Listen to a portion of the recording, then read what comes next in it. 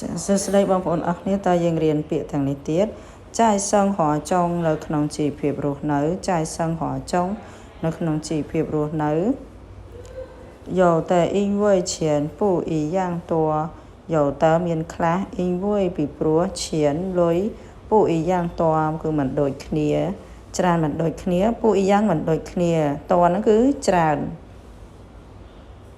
身份也不同身份នឹងឋានៈតួនាទី也不同មិនដូចគ្នាចា身份也不同ឋានៈតួនាទីក៏មិនដូចគ្នា不能在一起不能មិនអាច在一起នៅជាមួយគ្នា不能在一起មិនអាចនៅជាមួយគ្នា有的却能一起解决难题有的却能一起解决难题有的មានខ្លះជានឹងគឺអាច一起ជាមួយគ្នាជា难题ដោះស្រាយភាពលំបាកជាមួយគ្នាតែក៏មានខ្លះហ្នឹងក៏អាចដោះស្រាយភាពលំបាកជាមួយគ្នាបានដែរ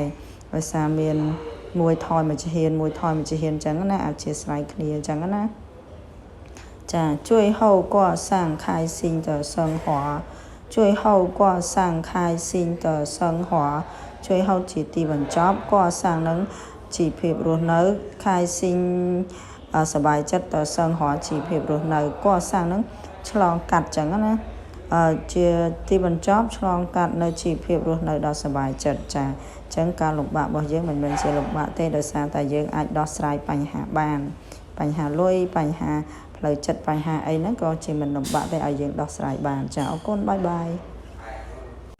ចាសួស្តីបងប្អូនអរគ្នាតើយើងរៀនពាក្យទាំងនេះទៀតចាយសងហចុងនៅក្នុងជីវភាពរស់នៅចាយសងហចុងនៅក្នុងជីវភាពរស់នៅ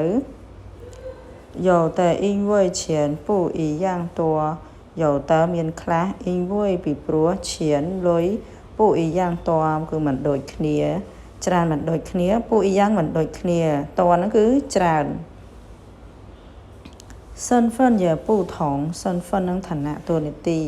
也不同មិនដូចគ្នាចា身份也不同ឋានៈតួនាទីក៏មិនដូចគ្នា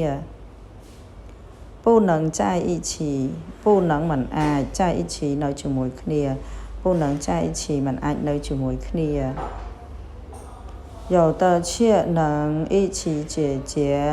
难题有的却能一起解决难题有的មានខ្លះជានឹងគឺអាច一起ជាមួយគ្នាជា难题